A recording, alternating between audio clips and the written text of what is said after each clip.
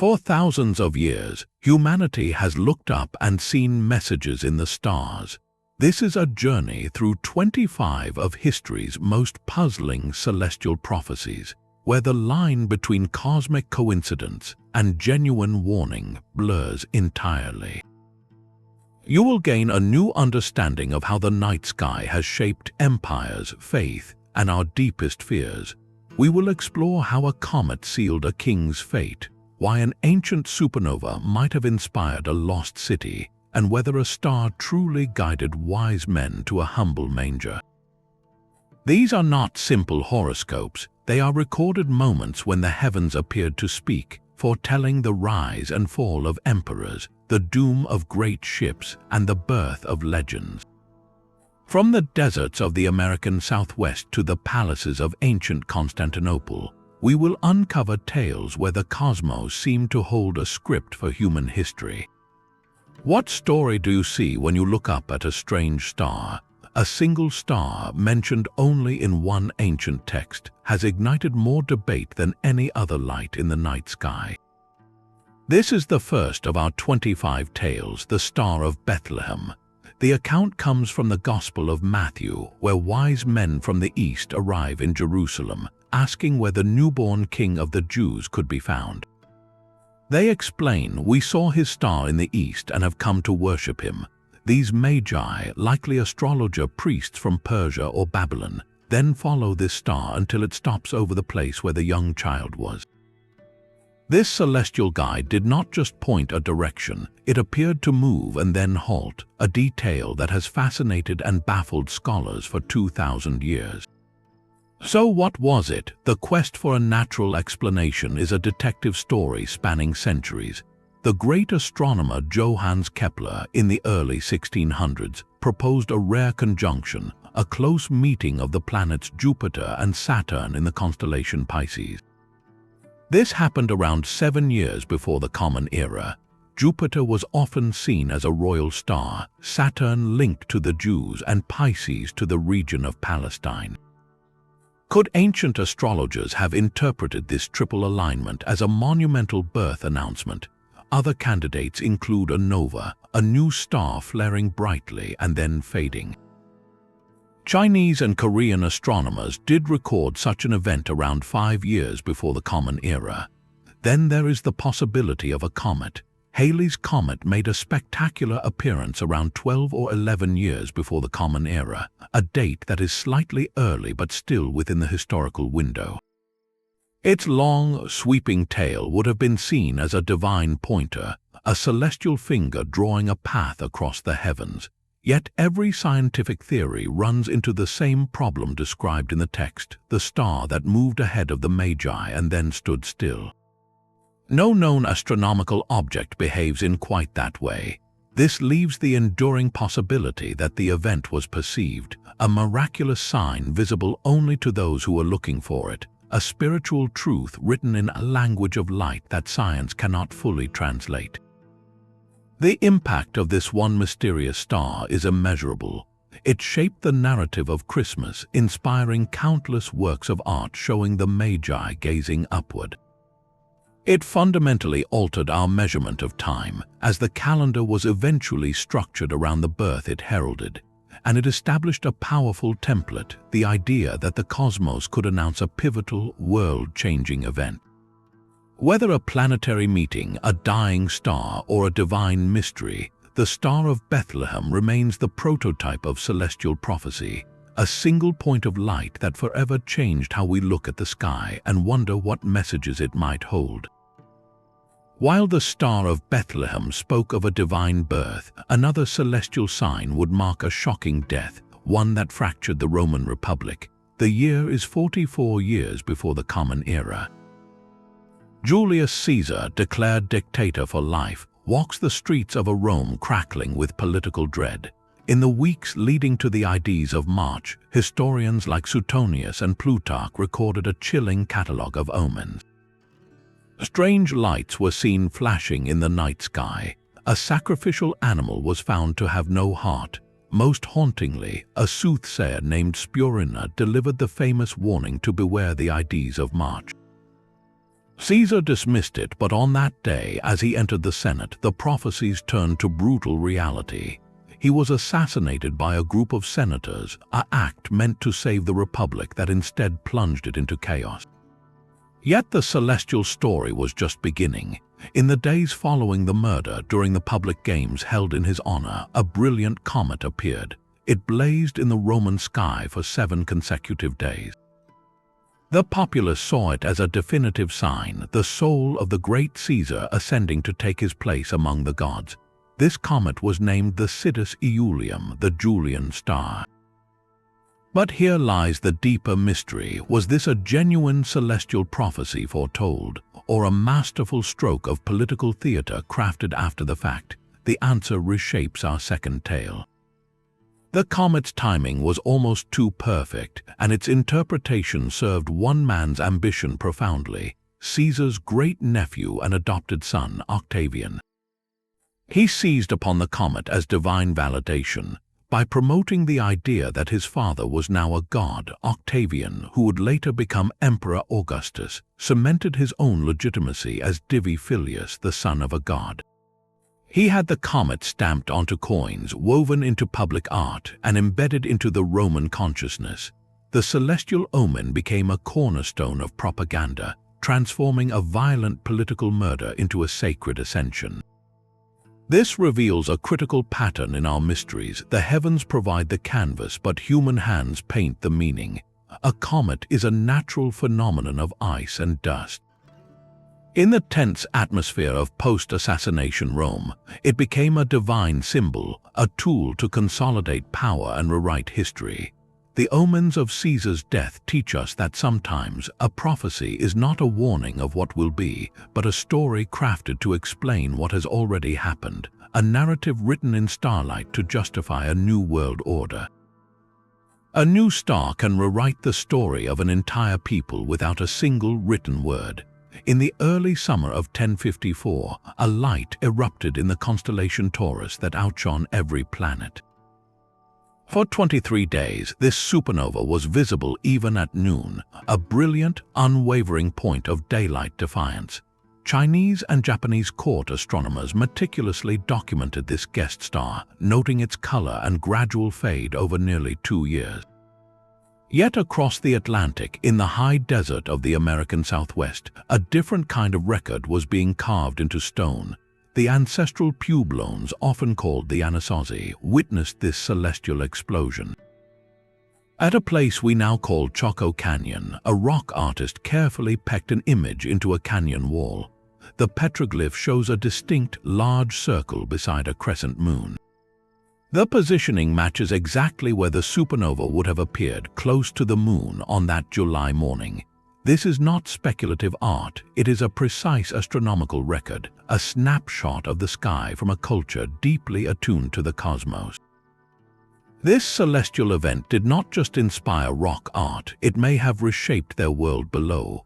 Chaco Canyon is a monument to celestial alignment. The Great Kiva at Casa Rinconada, a massive circular underground chamber used for ceremonies, is a masterpiece of engineered cosmology. Its architecture is a terrestrial mirror of the heavens. A single window aligns to catch the sunrise on the summer solstice, while other features track lunar cycles.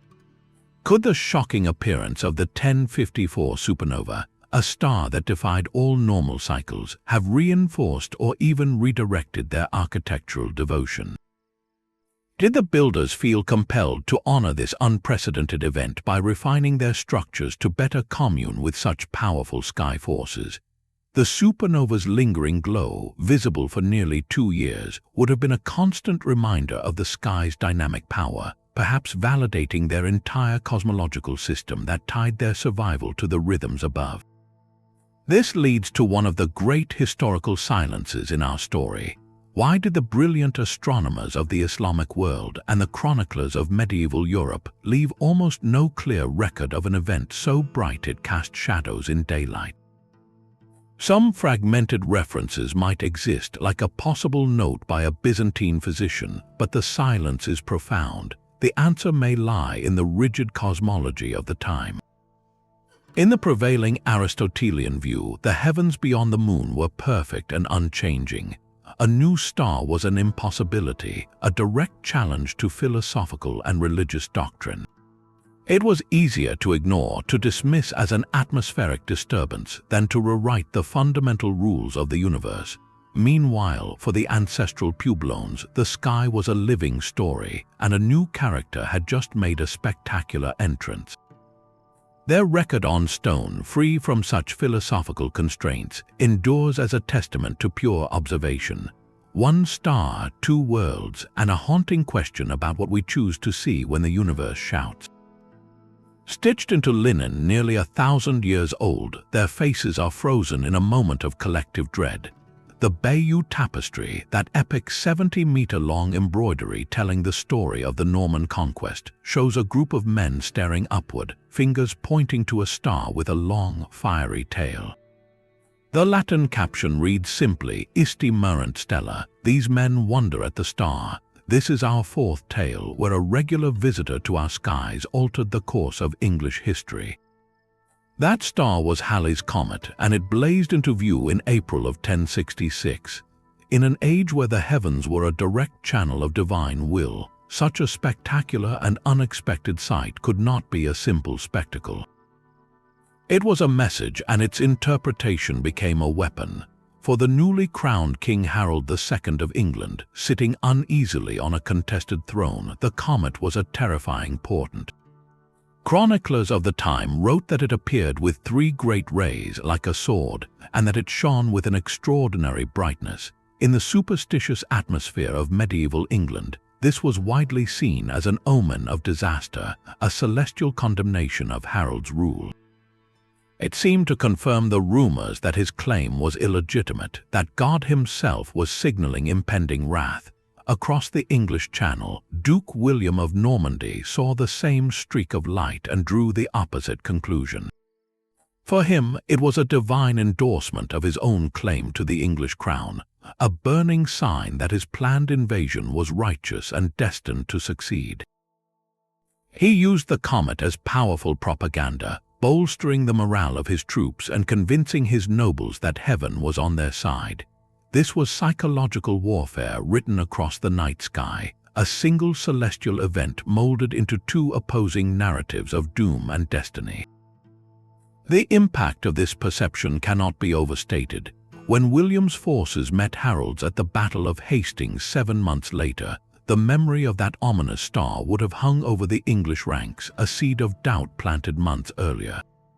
The comet had done its work long before the first Norman arrow flew. This event cemented Halley's Comet's reputation in the Western world as a harbinger of upheaval, a belief rooted in its very nature. Unlike the fixed stars or wandering planets, a comet was an irregular, unpredictable intruder into the orderly celestial sphere. Its dramatic, hair-like tail looked like a fiery sword or a woman's hair of mourning, both symbols of violence and grief. Its periodic returns, roughly every 76 years, became a clockwork of anxiety. For centuries, each appearance was linked to major earthly events, from the fall of Jerusalem to the death of kings. This deep-seated fear reached a bizarre crescendo in its return in 1910. Newspapers worldwide published sensational stories warning that the Earth would pass through the comet's tail, which astronomers had discovered contained the toxic gas cyanogen. Panic spread globally. Entrepreneurs sold comet pills and gas masks, people sealed their windows with tape, and some even committed suicide, fearing the end of the world. Of course, the tale was so diffuse it posed no threat, but the reaction proved that the ancient dread embedded in the Bayeux Tapestry was still alive in the modern age. A celestial phenomenon had been transformed through centuries of storytelling and superstition into a character in human history, one whose every entrance onto the cosmic stage promises revolution and reminds us of our own enduring vulnerability to the stories we tell about the lights above. The sky was not just a spectacle for the Shang dynasty, it was the ultimate royal advisor. In the royal palaces of ancient China, around 1,200 years before the Common Era, the most important questions of state were not debated in council chambers alone. They were answered by cracks in bone and messages from the stars. This is our fifth tale, where prophecy was etched onto ox shoulder blades and turtle shells. The Shang rulers practiced a form of divination that has given us the earliest known Chinese writing, the oracle bones. A royal diviner would inscribe a question onto a polished bone or shell, apply a hot bronze rod to create stress cracks, and then interpret the pattern of fractures as a yes or no answer from the ancestors and the high god Shang. The questions were profoundly human. Will the harvest be good? Will the queen bear a son? Will there be disaster on the upcoming hunt? But among these earthly concerns, the scribes also recorded something extraordinary, precise observations of the sky itself. Inscriptions note solar eclipses, lunar eclipses, and the sudden appearance of guest stars, what we now call nova or supernova. Each event was immediately interrogated for its prophetic meaning. Did this eclipse foretell a coming famine? Did that new star signal an invasion from a rival state? The heavens were a direct telegraph line to divine will, and a crack in that celestial order meant a crack in the kingdom's stability. The men tasked with reading this cosmic code were the Tai Shi, the grand scribes or royal astronomers. They were not mere stargazers, they were high-ranking officials, the king's most crucial advisors on matters of ritual, calendar, and destiny. Their role was to maintain harmony between the earthly kingdom and the celestial one, because the king's right to rule, the very mandate of heaven, depended on it. This mandate was the philosophical bedrock of Chinese rulership for millennia. It stated that heaven granted the right to rule to a just and virtuous leader. But if a ruler became corrupt or incompetent, heaven would withdraw its mandate, signaled by unnatural disasters, social unrest, and crucially, ominous signs in the sky.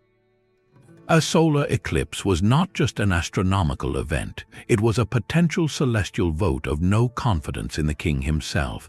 This brings us to one of the most enigmatic oracle bone inscriptions. Among the records of eclipses and guest stars, there is a curious account that some scholars have struggled to interpret. It describes the appearance of a dragon in the sky. What could the Shang scribes have witnessed? One compelling theory is that this dragon was a comet. Its long, winding tail coursing through the constellations could easily be mythologized as a celestial serpent. Another possibility is a spectacular aurora, a phenomenon rare at China's latitude but not impossible during periods of intense solar activity. The shimmering, serpentine ribbons of green and red light could have been seen as a divine dragon unfurling across the northern heavens. Whether comet or aurora, the interpretation would have been immediate and grave. The dragon was a potent symbol of power and the emperor, but a dragon appearing unbidden in the sky outside of royal control would be a deeply unsettling omen. It might have been seen as a heavenly dragon challenging the earthly one, a direct threat to the king's mandate. Every strange light, every vanished star became a piece of a cosmic puzzle that the Tai Shi had to solve to safeguard the dynasty. In this world, astronomy and prophecy were the same discipline. To read the stars was to read the future of the kingdom, making the night sky the most important document in the empire, written in fire and shadow. A different light, one of pure illumination, is said to have announced a new spiritual dawn. Our sixth tale moves to the year 570 in the city of Mecca with the birth of the Prophet Muhammad. Islamic tradition, as recorded by later historians like Ibn Kathir, tells of a celestial event that accompanied this moment. Some accounts describe a brilliant light that flared in the heavens, so intense it illuminated the distant palaces of Syria. Others speak of a specific star that rose and cast its light in such a way that all shadows vanished from the earth. This was not seen as an omen of doom, but as a divine announcement, a cosmic welcome for a soul destined to change the world. Scholars have long pondered what natural phenomenon, if any, could have inspired these vivid descriptions. Could it have been a supernova, a guest star flaring brightly enough to cast noticeable light at night? Astronomers have searched the records, but no conclusive event from that exact year is confirmed in other global chronicles.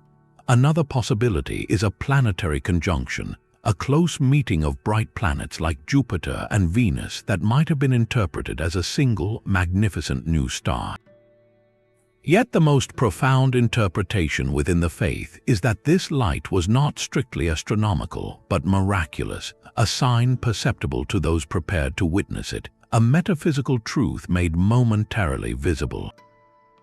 This celestial birth story stands in interesting contrast to the most famous and well-documented heavenly sign in Islam, the splitting of the moon. This event, mentioned in the Quran, is held as a definitive miracle granted to the Prophet Muhammad in response to a challenge from disbelievers in Mecca. Traditional narratives describe the moon dividing into two distinct halves before the eyes of the people, a clear and immediate sign of divine power supporting his prophethood. Where the light at his birth was a gentle announcement, the splitting of the moon was a direct, undeniable demonstration. Both stories, however, serve the same core purpose. They weave celestial phenomena directly into the foundational narrative of a world religion. They anchor a spiritual truth in the physical cosmos, suggesting that the universe itself bore witness to a pivotal moment in human history. This intertwining of the celestial and the sacred is a powerful thread in our tapestry of mysteries.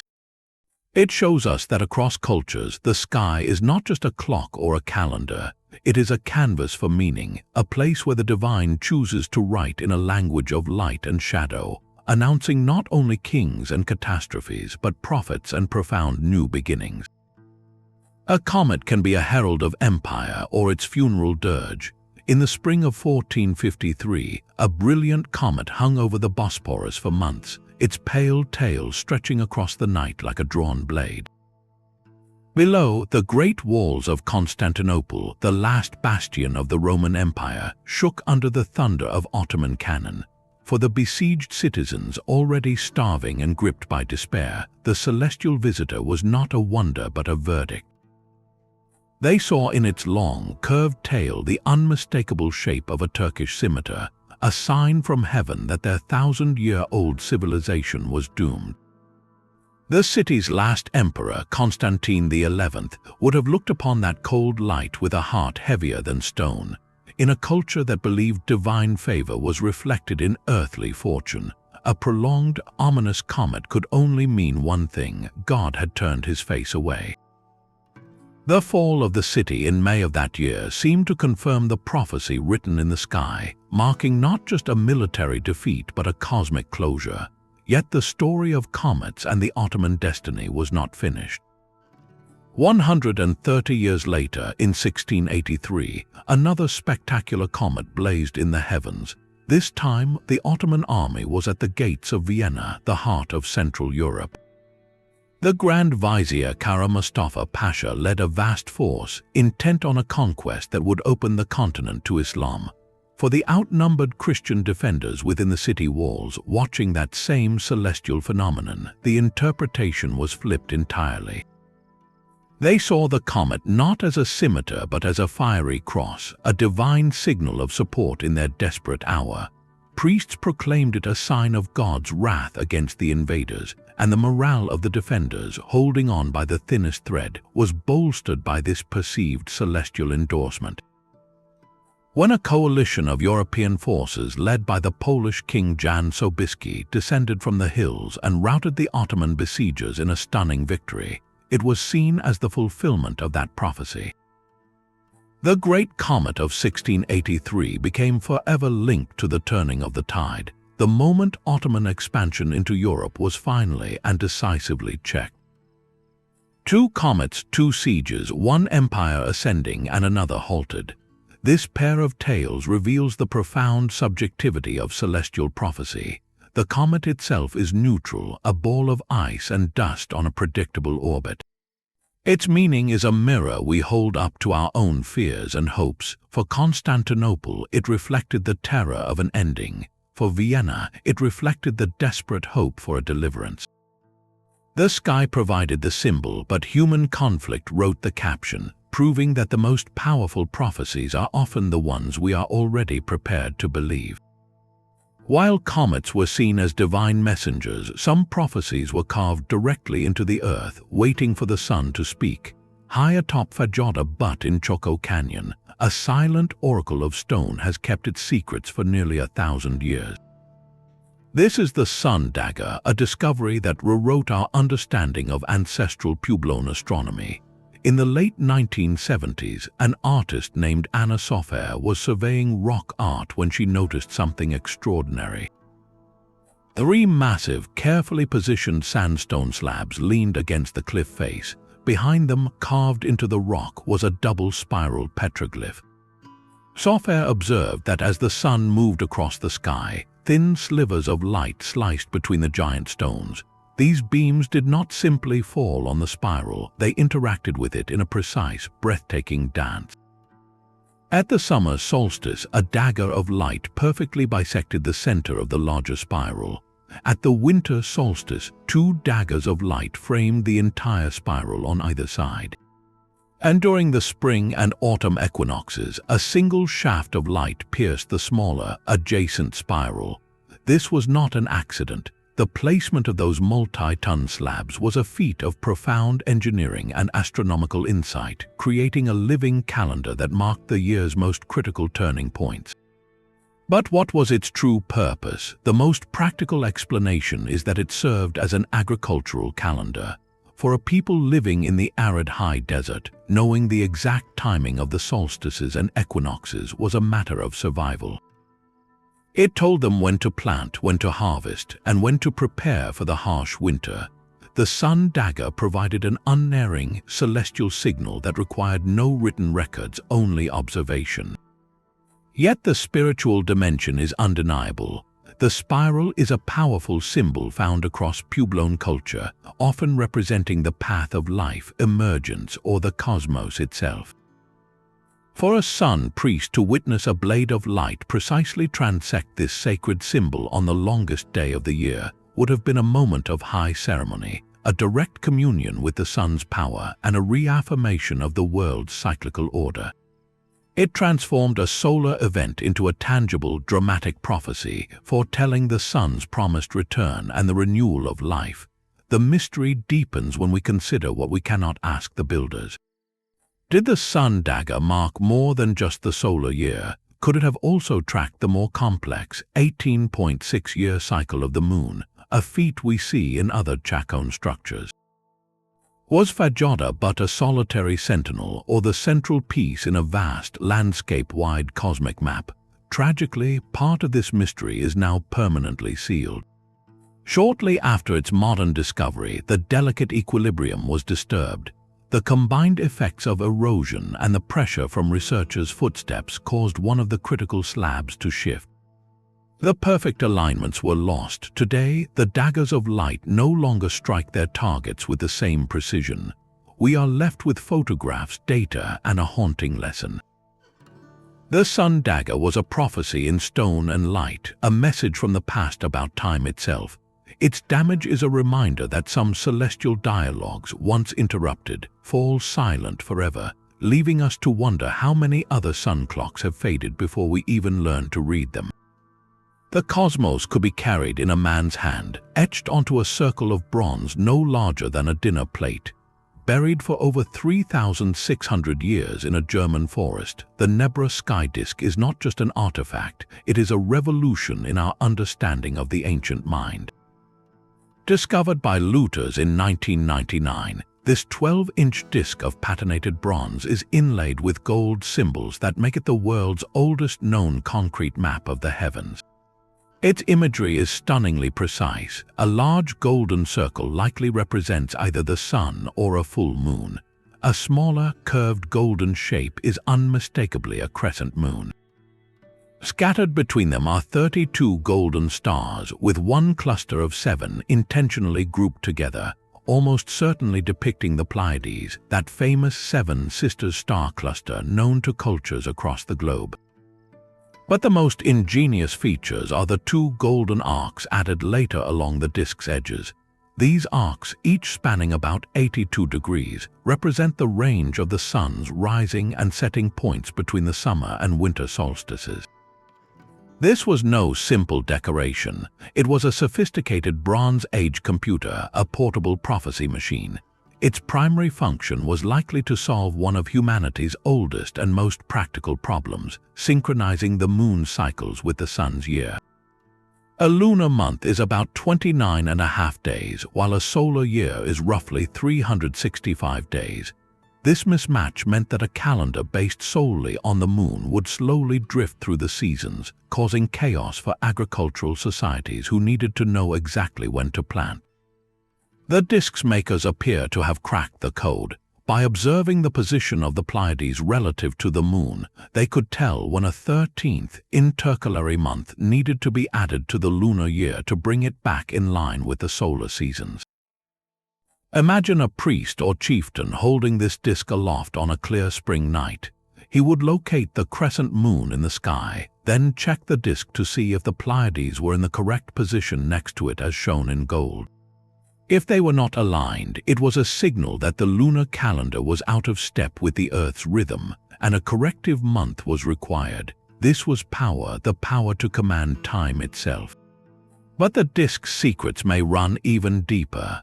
Some researchers propose it could have been used to predict lunar eclipses, the most awe-inspiring and terrifying of celestial events. The theory hinges on a specific celestial pattern.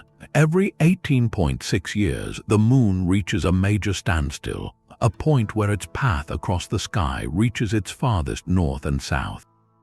This cycle is key to predicting eclipses. The two golden arcs on the disk, which seem to mark the solar solstices, could also be a representation of this lunar boundary. If a user knew that when the crescent moon touched one of these arcs while the Pleiades were in a certain position, an eclipse was possible, they would have possessed knowledge that seemed truly divine. In a world where a lunar eclipse was often seen as the moon being devoured by a dragon or a god expressing wrath, the ability to foretell such an event was the ultimate form of social control. It transformed fear into ritual, chaos into order. The wielder of the disk was not just an astronomer, he was a mediator between earth and sky, a prophet who could appease the heavens by proving he understood their schedule. This small bronze circle, then, is more than a star chart. It is a testament to the human desire to not just read the heavens, but to negotiate with them, to hold a piece of the cosmos, and in doing so, believe you could whisper to its gods. A decade of terror began with a silent streak of fire in the sky. In 1337, a brilliant comet with a vast, pale tail appeared over Europe and Asia, lingering for months as a constant, unsettling presence. To the people watching below, this was not a scientific curiosity. It was a dire warning written in a language they understood all too well. Chroniclers like the Italian notary Gabriele de Mussis recorded the event with dread, later making a direct and devastating connection. He wrote that this celestial disturbance poisoned the very air, and that a decade later, the great pestilence, the Black Death, arrived as the fulfillment of that poisonous prophecy. In the medieval worldview, this was not superstition, it was established science. Comets were believed to be exhalations from the Earth, foul vapors that rose into the upper atmosphere and ignited. Their long, misty tails were seen as a kind of miasma, a corrupting fog that could drift down to Earth, poisoning the air and water. When the plague began its relentless march in 1347, killing perhaps half of Europe's population, the memory of that comet provided a grim and logical explanation. The sky had literally infected the world. This celestial blame was compounded just a few years before the plague's peak. In March of 1345, a rare and ominous conjunction occurred. The planets Saturn, Jupiter, and Mars gathered closely in the constellation Aquarius. In an era where astrology and medicine were inseparable, this was a catastrophic alignment. Saturn and Mars were considered malefic, cold, and dry planets associated with death, strife, and misfortune. Their meeting with Jupiter, a benefic planet, was seen as a corruption of good by evil. The most learned minds of the age confirmed this as fact. The medical faculty of the University of Paris, commissioned by King Philip VI to explain the plague, issued a definitive report. They declared the primary cause was not fleas or filth, but this triple conjunction. They explained it had caused a great corruption of the surrounding air, which was then carried on the winds, entering the bodies of humans and causing the deadly swellings and fevers. This was celestial prophecy woven into the fabric of official doctrine. It offered a complete, if terrifying, cosmology of catastrophe. First, the comet poisoned the reservoir of the air. Then the planetary alignment stirred and distributed that poison across the globe. The horror on the ground had a clear origin point in the heavens. This tale reveals a profound truth about medieval society. In the face of an incomprehensible, continent-shattering disaster, people reached for a narrative that made sense within their understanding of the universe. A biological pandemic was random, senseless, and spiritually confusing. A pandemic sent by the stars was a divine message, a correction, a part of a grand, if cruel, cosmic order. It was a prophecy that explained the unexplainable, giving a shape and a reason to the darkness, even as that darkness consumed everything in its path. A solar eclipse could command armies where kings could not. The battlefield was a place called Halley's in what is now Turkey, and the year was 585 years before the Common Era. Two great powers, the Lydians and the Medes, had been locked in a brutal 5-year war with neither side able to claim victory. On that decisive day, as Herodotus tells us, the fighting reached a furious pitch. Then, in the midst of the chaos, the unthinkable happened. The sun began to vanish. Day turned to a premature, eerie twilight, and stars appeared in the middle of the afternoon. For the soldiers on that field, this was not a natural phenomenon. It was a direct, terrifying intervention from the gods. Both armies interpreted the sudden darkness as a profound sign of divine displeasure with their conflict. In a shared moment of awe and terror, they threw down their weapons. The eclipse did not just stop a battle, it ended a war. A peace treaty was swiftly negotiated, even sealed by a royal marriage between the two dynasties. This event stands alone in our 25 tales as a celestial prophecy that forged peace, not fear. The story, however, hinges on one extraordinary claim. Herodotus credits the Greek philosopher Thales of Miletus with predicting this very eclipse. If true, this would mark a monumental leap in human thought, the moment we moved from seeing eclipses as arbitrary divine messages to predictable celestial mechanics. But how could Thales, over 2,500 years ago, have possibly known? The answer likely lies not in Greek genius but in borrowed wisdom. Thales is believed to have traveled to Egypt and Babylon, where centuries of meticulous astronomical records were kept. The Babylonians, in particular, were master pattern finders. They had discovered the Saros cycle, a period of approximately 18 years and 11 days after which the Sun, Moon, and Earth returned to nearly the same relative geometry, causing a similar eclipse to recur. It is plausible that Thales learned of this cycle and applied it, calculating that an eclipse was due in the region around that time. He may not have been able to predict the exact path or the precise hour, but knowing that an eclipse was possible within a certain window could have been enough for him to make a bold public forecast. When the darkness fell as he suggested it might, his reputation was immortalized, yet many historians suspect the tale was polished by time. Herodotus was writing over a century after the event. It is possible Thales correctly predicted an eclipse, but not necessarily the one that stopped the war. The dates are close, but not perfectly aligned with modern astronomical retrocalculations. Another possibility is that the eclipse happened, the war ended, and later storytellers, wanting to celebrate Greek wisdom, connected the two events by crediting Thales with a prophecy that made the peace seem divinely orchestrated through human intellect. Whether precise prediction or fortunate coincidence later enhanced, the core truth of the tale remains powerful. In that moment on the Halley's River, the shared human experience of awe overrode tribal hatred. The eclipse became a common language of shock that both sides could understand, a universal sign so powerful it commanded a ceasefire. It showcases the ultimate power of a celestial event in the ancient world, an authority that could silence the clash of swords and make enemies look up together and choose to talk instead. The stars that ended wars were also the stars that founded empires, recorded on tablets of wet clay.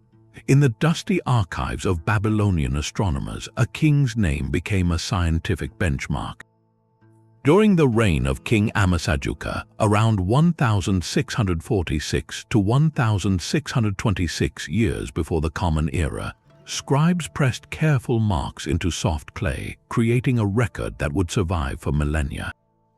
These are the Venus tablets of Amasajuka, part of a vast celestial encyclopedia known as Enuma Onu Enlil, a series dedicated to the art of reading the sky. On these tablets, we find the first systematic, long-term record of a planet's behavior, specifically the complex dance of Venus. The Babylonians tracked its heliacal risings and settings, the precise moments when Venus, as the morning or evening star, first becomes visible just before sunrise or just after sunset. This was not idle observation. It was a critical surveillance operation on a divine ambassador. Venus was not a planet to them. It was the goddess Ishtar, a powerful and capricious deity of love, war, and fertility. Her movements were direct communications. If Venus shone brightly and predictably as the evening star, it might foretell a bountiful harvest and a healthy herd. If its appearance was dim, erratic, or lost in the sun's glare for an unusually long time, it could prophesy drought, disease, or even the death of the king. The fate of the entire kingdom was written in the timing of a single point of light. Yet within this framework of divine prophecy, something revolutionary was taking shape. To predict what the goddess might do, the scribes had to become master mathematicians. They began to notice patterns in the chaos. They calculated that Venus completes a cycle of appearing as the morning star, disappearing, and then reappearing as the evening star in a period of about 584 days. They recorded these cycles over 21 years, creating a data set of astonishing accuracy. This allowed them to move beyond simple observation into the realm of prediction. They could forecast when Venus would next appear, not because they heard the goddess's whims, but because they had decoded a mathematical rhythm in the sky. This is the profound duality at the heart of our 13th tale. The Venus tablets are a perfect fusion of mysticism and mathematics, of omen and orbit. The scribes believed they were reading the intentions of Ishtar to protect the king and the state. To do that job effectively, they inadvertently laid the groundwork for planetary science. They transformed celestial prophecy from a matter of priestly intuition into a problem of calculation. Their work provided the raw data that Greek astronomers would later use, and their methods influenced astronomy for over 1,000 years. In the careful cuneiform markings tracking a planet's path, we see the moment the human mind began to believe that even the gods might keep a schedule, and that by learning it, we could glimpse the future not through fear but through numbers. Their mastery of the sky was carved into stone and painted on bark paper, a science so advanced it borders on time travel. Deep within the vaults of a Dresden library, a single, fragile book holds the key to a lost celestial world. The Dresden Codex, a Maya bark paper manuscript coated in stucco and painted with vivid glyphs, survived the Spanish conquest, a water disaster, and centuries of obscurity. It is not a storybook, it is an astronomical almanac, a prophet's manual for negotiating with the heavens. Its most famous section is the Venus Table, a complex chart tracking the planet's 584-day cycle with breathtaking accuracy, predicting its appearances as the morning and evening star for decades into the future. For the Maya, Venus was not a planet, it was Chaco Canyon, the feathered serpent god, a being of both creation and destruction. Its first appearance after a period of invisibility was a moment of supreme danger, a time when its baleful light could bring war, drought, or the death of kings. A ruler who could announce through his priests the exact night of this god's return wielded power that seemed divine. He was not just predicting a star, he was scheduling an audience with a deity. Yet among these precise tables lies a more cryptic and haunting image. One page depicts a water goddess pouring torrents from a jar onto the earth, while above her, a strange, rayed object falls from a skyband filled with symbols of death. Some researchers see in this a record of a catastrophic celestial event, perhaps a comet or a meteor storm, interpreted as a flood from the heavens. Others propose it could represent a supernova, a star exploding with such force it was visible even in daylight, its violent birth etched into Maya cosmology as a moment of cosmic upheaval. Such an event would not be seen as a one-time omen, but as a player entering their grand cyclical drama of time. This is the core of their vision, where our 14th tale finds its true mystery. The Maya perceived time not as a straight line, but as a series of nested, repeating cycles, like wheels within wheels. Celestial bodies were actors on a stage, performing their roles in a cosmic play that repeated every so many tons or years. A solar eclipse was not a random warning, it was the sun god taking a scheduled, dramatic pause. The return of Venus was the feathered serpent making its appointed entrance. This worldview transformed astronomy into a form of sacred stage management. By calculating with astonishing precision the cycles of the sun, moon, and planets, Maya astronomer priests believed they could anticipate the moods and actions of the gods. An eclipse prediction was not just a scientific feat, it was a prophecy that allowed the king to perform rituals of renewal, to literally fight the darkness and ensure the sun's rebirth. His power came from convincing his people he had a script for the cosmos. When a strange, unpredicted star did blaze into view like the possible supernova in the Codex, it would have been deeply unsettling, a rogue actor disrupting the script. It might have been linked to real earthly chaos, a drought or a rival dynasty's rise, interpreted as a god expressing displeasure by rewriting the celestial play. In the end, the true prophecy of the Maya may not be in any single event they recorded. It is in their chillingly accurate long-count calendar which tracked vast epochs of time. Their cyclical view meant they believed all conditions, all cosmic arrangements would eventually recur. The future was not unknown, it was a page from a past celestial almanac waiting to be read again, a promise that every drama in the stars, every flood of light or descent into darkness would one day return for an encore performance. The Magi's journey west may have begun not in a stable but in a Persian observatory. To understand the Star of Bethlehem fully, we must step into the world of Zoroastrianism, the ancient faith of Persia that saw the cosmos as a battleground between light and dark. The Magi were not generic wise men. They were likely this religion's priestly class, scholars who combined spiritual authority with rigorous astronomical observation. Their sacred texts, like the Zand-I Woman Yasin, contained prophecies of a final world savior, the Saoshyant, whose arrival would renew creation. For priests trained to read the sky as a divine text, the coming of such a figure would surely be announced by the heavens. This belief sets the stage for a fascinating cross-cultural interpretation. In the years around 7 before the Common Era, a remarkable triple conjunction occurred in the constellation Pisces. Jupiter and Saturn, the two largest planets, passed each other not once but 3 times over several months. For the Zoroastrian astrologers, this was a dense and potent message. Jupiter was the royal planet, the kingmaker. Saturn was often associated with protection, and in some systems linked to the Jewish people. And the constellation they met within, Pisces, was connected in the astrological lore of the time to the region of Palestine, the land of the Jews. Put these symbols together through the lens of a priest awaiting a savior, and the celestial announcement becomes clear.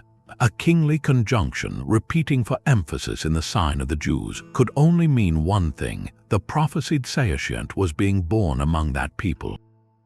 This theory transforms the journey of the Magi from a vague following of a star into a deliberate mission based on a specific, learned interpretation.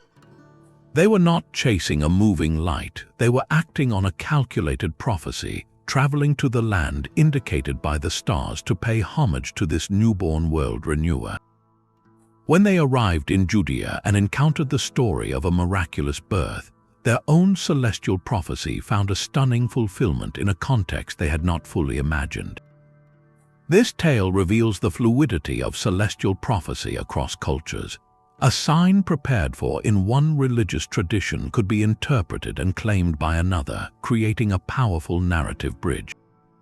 The star did not just guide the Magi to Bethlehem, it guided an entire system of Persian belief into the heart of a Christian story, suggesting that sometimes the heavens speak a universal language that different faiths can hear in their own sacred dialect. Blood rain fell on the banners of a dying empire. In the waning centuries of Rome, as political chaos and barbarian invasions became the new normal, the sky itself seemed to weep for the old order. Chroniclers like Zosimus, writing in the 5th century, meticulously recorded a cascade of celestial horrors. They spoke of rains the color of rust or blood, of solar halos that ringed the sun like sickly crowns, and of a comet that appeared not as a star but in the distinct, terrifying shape of a sword. This sword comet hung in the sky just before the unthinkable happened in the year 410. Alaric the Visigoth breached the walls of Rome itself, the first sack of the Eternal City in 800 years. For the citizens who survived, the connection was undeniable. The heavens had not just predicted the disaster, they had displayed the very weapon that would strike the heart of the empire. These omens were not random superstitions, they were the desperate grammar of a people trying to understand their own collapse. When the sun wore a strange halo before a battle, it was the sky mourning the Roman dead in advance. When red dust from distant sandstorms mixed with rain, it was the cosmos shedding tears of blood for a civilization bleeding out. Every unusual light became a sentence in a celestial obituary. This pattern of sky-born dread reached a terrifying climax a century later under the reign of the Byzantine Emperor Justinian. Beginning in the year 535, the world grew strangely, persistently dark. The sun shone with a dim, copper-like glow even at midday, as if hidden behind a perpetual veil. Summer frosts destroyed crops across Europe and Asia, and snow fell in the middle of August in far-off China. For 18 months, the sun gave only a fraction of its warmth and light, triggering catastrophic harvest failures and widespread famine. The contemporary historian Procopius witnessed it firsthand, writing that the sun gave forth its light without brightness like the moon, and that it seemed exceedingly like the sun in eclipse. He, like everyone else, saw this not as a weather pattern, but as a definitive and dreadful sign in the sun. Then, as if on a cursed schedule, the plague arrived in 541. Sweeping out of Egypt, the plague of Justinian killed tens of millions, perhaps half the population of the Eastern Empire. To the people living through this double catastrophe, the sequence was a divine indictment. First, the sun grew sick and weak, a celestial prophecy of withering and death. Then, the plague itself was the fulfillment, a physical manifestation of the corruption that had dimmed the sky. The prophecy was a perfect, horrifying circle. Modern science provides a likely culprit for the Great Dimming, a colossal volcanic eruption, possibly from Ilopango in Central America or Krakatoa in Indonesia. Such an event can spew billions of tons of ash and sulfur into the stratosphere, creating a global sun-blocking veil that lowers temperatures and ruins harvests for years. But for the 6th century mind, there was no distinction between atmospheric science and celestial will. The dimmed sun was an active, angry god. The famine and plague that followed were not tragic side effects, they were the core message of the prophecy. These two tales from Rome's long twilight reveal a profound truth. When the foundations of the world are shaking, people look upward for an explanation. A blood rain or a dim sun becomes more than a weather event, it becomes a narrative. It transforms random, unbearable suffering into part of a story written by the heavens, a story that says even the cosmos is bearing witness to the end of an age. In doing so, these celestial portents did not just predict the transformation of the ancient world, they actively accelerated it by convincing millions that the gods had already written the final chapter. The sky promised a resurrection for a people facing extinction. In the bitter winter of 1889, a Paiute holy man named Wovoka had a vision during a solar eclipse. He returned to his people with a message of hope so powerful it swept across the devastated plains tribes like a prairie fire. Wovoka preached that if they performed the sacred ghost dance in a specific way, wearing special shirts, the earth would be renewed. The vast buffalo herds would thunder back from the spirit world, the ancestors would return to life, and the white settlers would peacefully vanish, leaving the land restored to its original people. This was not a call to war, but to faith, centered on the imminent arrival of a Native American Messiah, and the heavens, Wovoka said, would announce this coming. For communities shattered by broken treaties, forced relocation, and the near-total annihilation of the buffalo, this celestial prophecy was a lifeline. Then the signs appeared. In September of 1882, a comet of extraordinary brilliance streaked across the sky. Categorized as C/1882 R1, it was so bright it was visible in broad daylight just a degree from the sun, a feat only a handful of comets in recorded history have achieved. 7 years later, in 1889, a second and even more powerful sign manifested. A colossal aurora borealis erupted, painting the night sky from the Arctic down to the Caribbean with shimmering curtains of red and green light. For the ghost dance followers, this was not atmospheric science. The comet was the fiery herald of the Messiah. The aurora was the shaking of the spirit world, the ancestors preparing their grand return. These celestial events were the exact validation promised by Wovoka, and they poured fuel on the movement. The dance spread with desperate intensity, especially among the Lakota Sioux in their bleak South Dakota reservations. The U.S. government, terrified of any unifying spiritual movement, misinterpreted the ghost dance as a prelude to uprising. They banned the ceremony and dispatched troops. The tragic collision between prophecy and reality came to a head in the frozen dawn of December 29, 1890, at Wounded Knee Creek, the U.S. 7th Cavalry surrounded a band of Lakota, mostly women and children, led by Chief Spotted Elk. Tensions exploded when a soldier tried to wrench a rifle from a deaf man who did not understand the command. A single shot rang out, and then the cavalry opened up with devastating volleys from their Hotchkiss guns, cutting people down as they fled. Nearly 300 Lakota were massacred in the snow. Many were wearing their ghost shirts, emblazoned with symbols of eagles and stars, believing they would make them bulletproof. The shirts, inspired by a prophecy written in comets and auroras, could not stop the cold reality of metal and powder. Wounded Knee stands as one of history's most heartbreaking chapters where celestial hope met earthly brutality. The sky had spoken its promises in a language of fire and light, but on the ground, a different, far more final prophecy was written in the blood-stained snow. For 260 nights, a ghostly visitor presided over the turning of the world. The Great Comet of 1811 was a celestial masterpiece, its nucleus glowing with a soft greenish hue and its tail sweeping a quarter of the way across the sky. Visible to the naked eye for an unprecedented 9 months, it became a global companion, watched by farmers in Virginia, scholars in Calcutta, and soldiers bivouacked across Europe. Its very persistence invited interpretation, and in a continent torn by war, everyone saw their own future in its pale light. In France, it was christened Napoleon's Comet.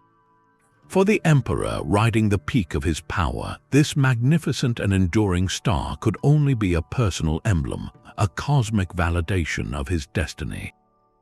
As he massed the largest army Europe had ever seen, the Grand Armée of over 600,000 men, for his invasion of Russia, the comet blazed overhead like a divine banner. It was the final sign he needed, proof that the heavens themselves were allies in his quest to bend the East to his will. Across the front lines in Russia, the same celestial light told a completely different story. There, Orthodox priests and peasant soldiers looked up and saw not an emblem of empire, but a fiery sword of judgment poised above the invader. They interpreted its long, sweeping tail as a scourge sent by God to cleanse their holy motherland of the foreign aggressor. For Napoleon's other enemies across Britain, Prussia, and Austria, the comet was a harbinger of his long-awaited fall, a promise that his overreach would finally meet a cosmic reckoning. This duality captures the essence of celestial prophecy, a single, silent phenomenon fractured into 1,000 conflicting meanings by human hope and fear. The comet's timing, however, wove an irony so perfect it seems scripted by the fates. Through the spring and summer of 1812, as Napoleon's forces drove deep into Russia, the comet slowly dimmed. By late October, as the emperor sat in a deserted, burning Moscow, realizing his victory was hollow and his position untenable, the comet had vanished entirely from the night sky. Its light faded just as his disastrous winter retreat began, a retreat that would see the mighty Grand Armée decimated by cold, starvation, and relentless Russian attacks. From a force of hundreds of thousands, only a shattered remnant of a few tens of thousands would stagger back across the border. The correlation was not lost on anyone. The comet had appeared as he marched to what he believed was his zenith, and it disappeared as his empire began its irreversible slide into darkness. Yet this comet's legacy is not written only in the blood and snow of military disaster. In a charming twist of fate, the same year became legendary in vineyards across Europe.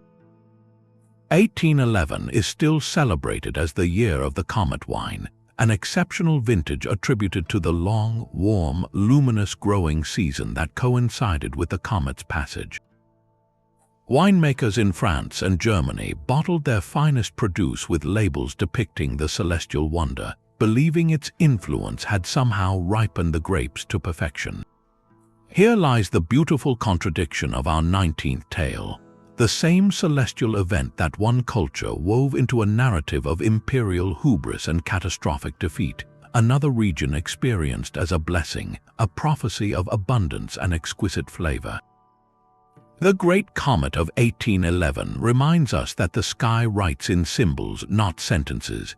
It provides the luminous ink, but the story of triumph or tragedy, of doom or a delightful bottle of wine, is always a human tale, told by those standing on the ground, looking up and searching for their own reflection in the depths of the night. A solar eclipse could unmake a king as easily as it could halt an army. On the 2nd of August, in the year 1133, in the middle of a summer afternoon, the light over England began to die. The chronicler William of Malmesbury recorded the terror in vivid detail. The day, he wrote, was so horribly darkened that men lit candles to see, and the panic was so great that people believed the world was ending. He noted a chilling, specific detail that birds, confused by the sudden night, fell from the sky. This was King Henry's eclipse, and its timing was exquisitely cruel. King Henry I, the youngest son of William the Conqueror, had only recently sailed for Normandy to deal with unrest in his continental territories. As the land plunged into an unnatural twilight, the king was already across the channel. For his subjects, the message written in the vanished sun was terrifyingly clear. The heavens were mourning or condemning the departure of their ruler. The king would never set foot in England again, dying in Normandy 2 years later from, according to legend, a feast of lampreys against his doctor's orders. His death without a clear male heir plunged the kingdom into a 19-year civil war so brutal it became known simply as the Anarchy, a period where it was said Christ and his saints slept. In the aftermath of that bloody chaos, chroniclers looking back wove the eclipse into a perfect prophecy. It was not merely a natural event that preceded trouble, it was the opening act of divine judgment. The sun's extinguishing became a direct commentary on Henry's legacy and a warning of the darkness to come. The narrative crafted by later writers served a powerful purpose. It transformed random political misfortune into a moral and cosmic lesson. The eclipse explained the unexplainable suffering of the anarchy. It provided a clear cause for the catastrophe. The heavens had shown their displeasure with the royal line, and the ensuing war was the inevitable, punishing result. This retroactive prophecy was a tool for making sense of history, for imposing a story of sin and punishment onto the messy reality of succession disputes and baronial greed. In a world where a king's right to rule was granted by God, a celestial event like an eclipse was the ultimate report card. A good, divinely favored reign should be marked by orderly heavens and bountiful harvests. A sudden, dramatic blackening of the sun at a pivotal moment, therefore, could only be read as a failing grade, a public celestial revocation of divine favor. By stitching the eclipse to the king's fate, writers like Iulium of Malmesbury were doing more than recording an omen. They were crafting a political theology. They were asserting that the stability of the kingdom was literally reflected in the sky, and that turmoil on earth was always preceded by a disturbance in the cosmic order. This gave their histories a compelling, divine logic, turning kings and comets into characters in a grand moral drama where the sky itself was both prophet and judge. The story of Augustus begins not in a palace but in a prophecy written in serpents and shadows. Decades after his reign, the historian Suetonius recorded a stunning origin for Rome's first emperor. He wrote that Augustus's mother, Asia, attended a midnight temple ceremony for Apollo. While she slept in the sacred precinct, a serpent slithered to her side. Upon awakening, she purified herself, and from that divine encounter she conceived her son. Furthermore, on the day of his birth, a solar eclipse plunged Rome into an ominous midday darkness, which later lifted to reveal the infant bathed in celestial light.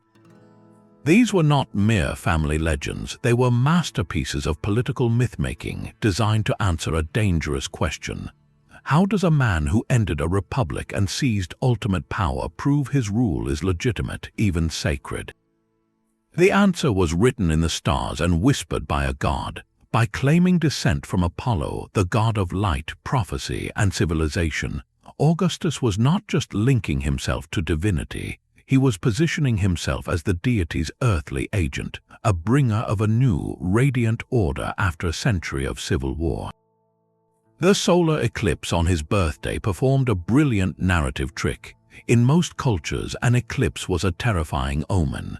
But in this crafted story, the temporary darkness became a dramatic backdrop, a cosmic curtain pulled aside to reveal the newborn savior illuminated.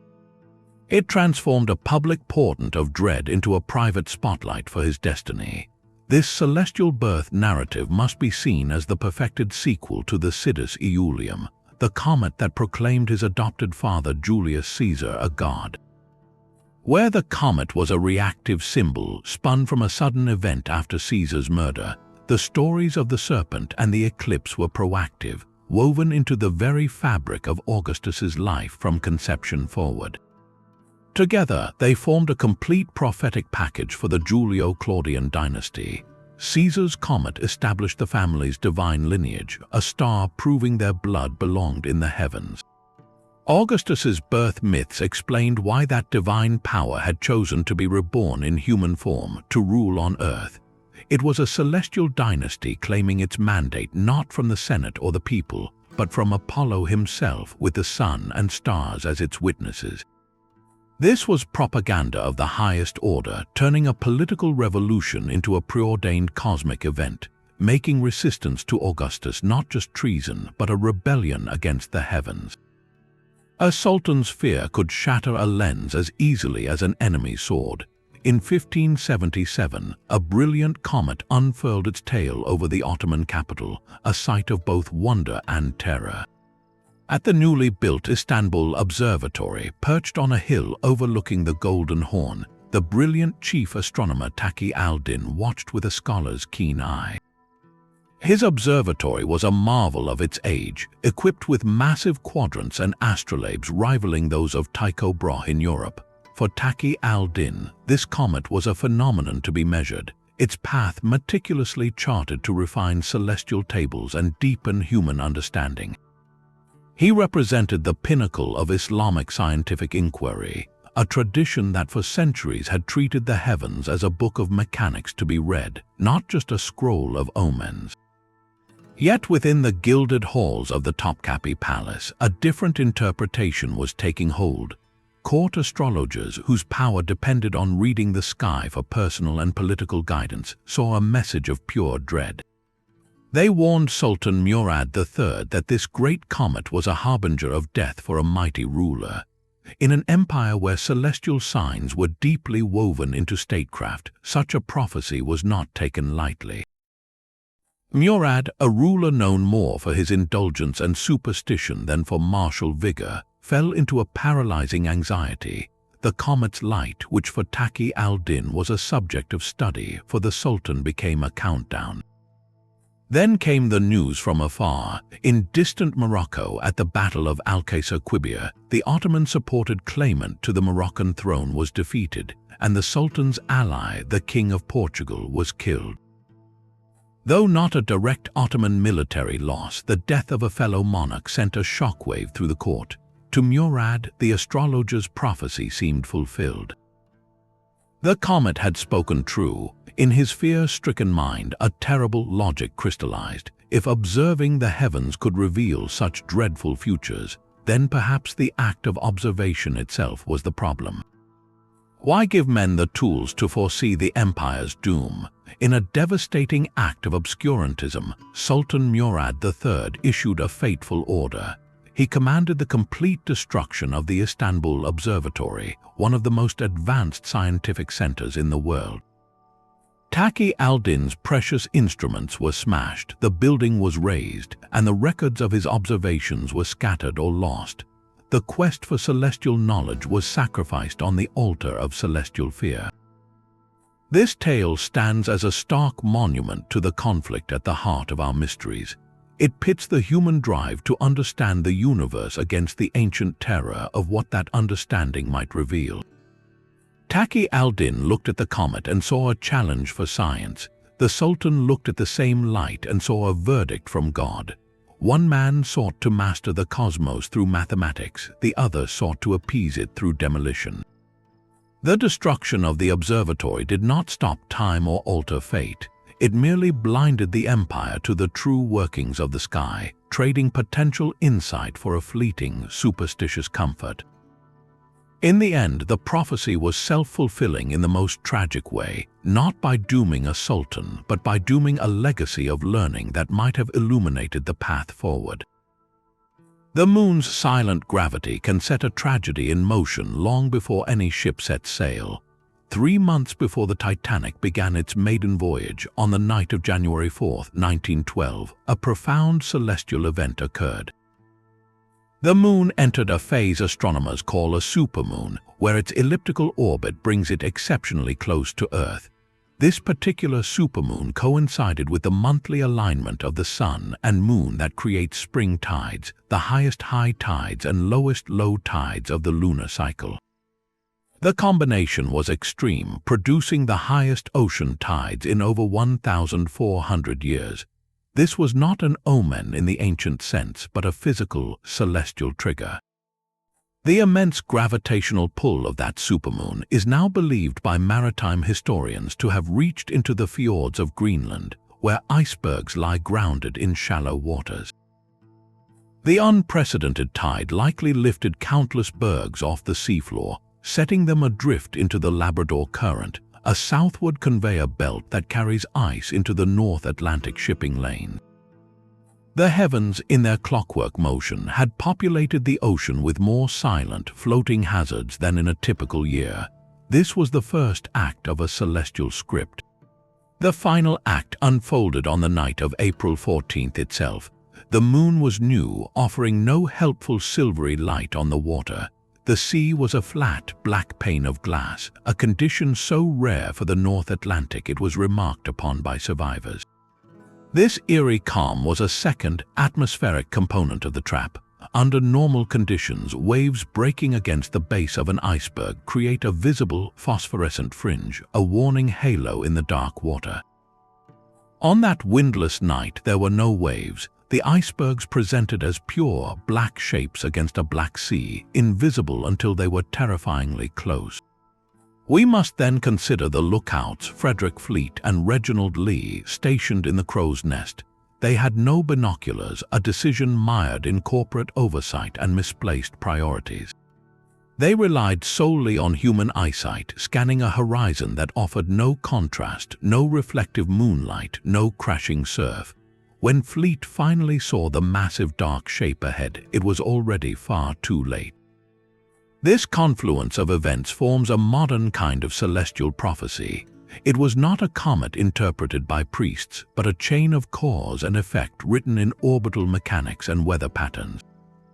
The supermoon set the stage by unleashing the icebergs. The moonless, calm night then removed every natural warning system. It was a perfect storm authored by the sky itself, a series of conditions so improbably aligned they seemed to carry a dreadful intention. The tragedy of the Titanic, therefore, lies in a haunting space between human error and cosmic coincidence. We built a ship declared unsinkable and called it Titanic, a name invoking the Titans, the giants of Greek myth who challenged the gods. And in response, the silent machinery of the cosmos, through the moon's pull and the absence of light and wind, arranged a test we were utterly unprepared to pass. The iceberg was the physical instrument, but the celestial conditions were the prophecy, a cold reminder that our greatest arrogance is often met not by the wrath of gods, but by the indifferent, predictable laws of the universe we claim to master. Their knowledge of the stars was not written in books, but danced in masks during sacred ceremonies. In the remote Bandiagara escarpment of Mali, the Dogon people have preserved a cosmology that, when revealed to the outside world, sparked one of the 20th century's greatest anthropological puzzles. According to the work of French ethnographers Marcel Grioul and Germain Dieterlen in the 1930s and 40s, Dogon priests described the Sirius star system with impossible precision. They spoke of Sirius, the brightest star in our sky, which they called Sigi Tolo, but they also spoke of a tiny, incredibly heavy companion star they called Potolo, the seed star. They said it was made of a metal heavier than iron, that it orbited Sirius in an elliptical path every 50 years, and that it was the most important star in the sky. What makes this a profound mystery is that Potolo perfectly describes Sirius B, a white dwarf star. This is a reality completely invisible to the naked eye, requiring a powerful telescope to see, and whose existence was only confirmed by Western astronomers in the 1860s.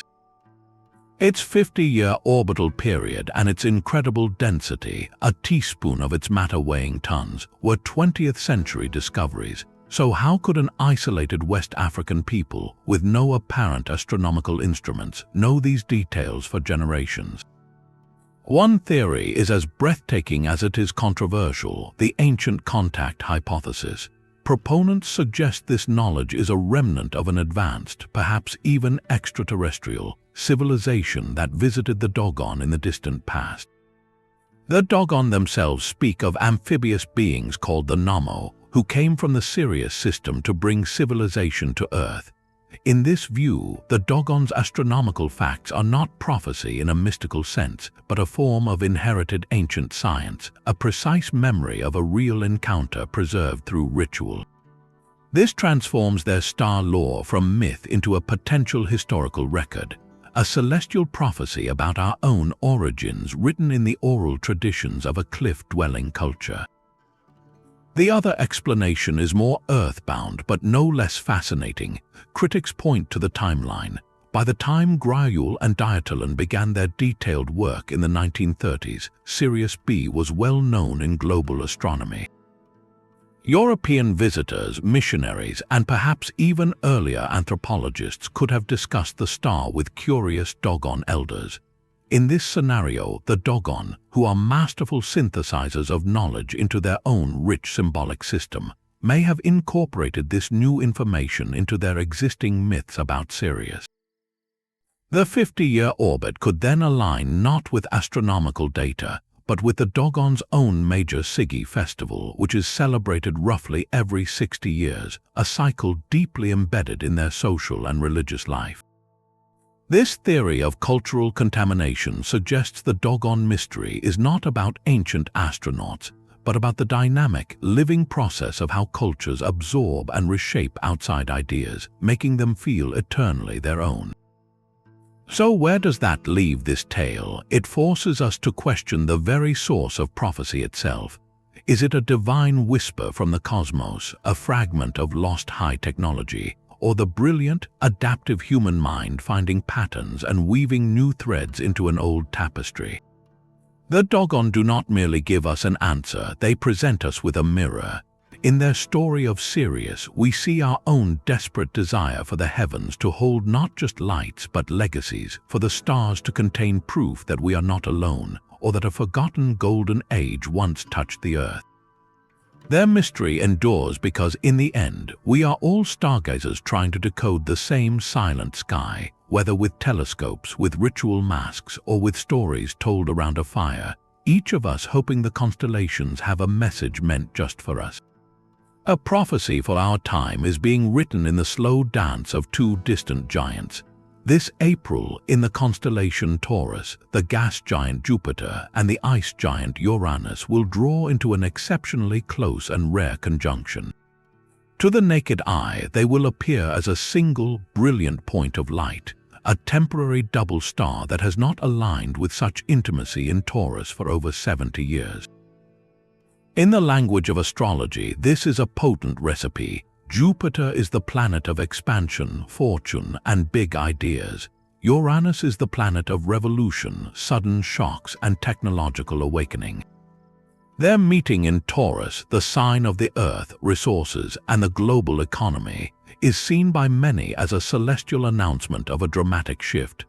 Prophecy enthusiasts are scanning history for clues, and they point to the last major Jupiter-Uranus conjunction in 1851, which occurred in the same pragmatic sign. That year, the Great Exhibition opened in London's Crystal Palace, a stunning glass temple to industrial innovation that showcased the telegraph, early locomotives, and mass-produced goods, heralding a new age of global connection and machine-made abundance. The correlation suggests a pattern that when these two planets meet in an Earth sign, the seeds of a tangible, world-changing revolution are planted. So what might this modern conjunction prophesy? Interpretations swirl around sudden breakthroughs in artificial intelligence or biotechnology that reshape daily life. It could point to shocking upheavals in financial systems or cryptocurrency, a Uranian bolt from the blue disrupting Jupiterian institutions. Some see it as a harbinger of revolutionary changes in how we value the Earth itself, perhaps a sudden, global push for new energy technologies or resource management. The core of the astrological belief is that this alignment creates a cosmic pressure for liberation from old structures, demanding innovation that is both expansive and fundamentally practical.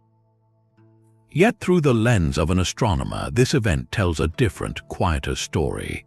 It is a beautiful but routine alignment, a predictable line of sight as these two planets, following their vastly different orbits around the Sun, happen to fall along our same line of vision from Earth. Jupiter takes about 12 years to circle the zodiac, Uranus a sluggish 84. Their conjunctions recur in cycles, a celestial clockwork with no more inherent meaning for human affairs than the ticking of a metronome has for the plot of a novel. The scientific perspective offers awe at the scale and predictability of the cosmos, but no hidden messages. This final tale brings us to the heart of our journey through 25 mysteries. We live in a world illuminated by science, where we understand comets as icy wanderers and eclipses as celestial shadows. Yet when a rare and stunning alignment like this occurs, something ancient within us still stirs.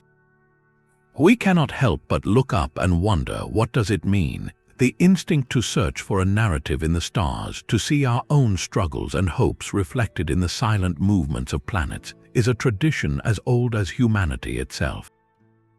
It is the same instinct that led Shang diviners to question oracle bones about a celestial dragon, and Dogon priests to choreograph the orbit of a hidden star.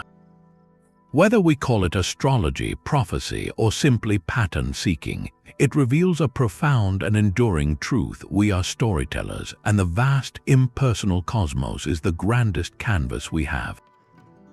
Our need to find meaning in the light is not a rejection of science, but a companion to it, a testament to the human spirit that looks at cold, hard facts and still asks, yes, but what is the story?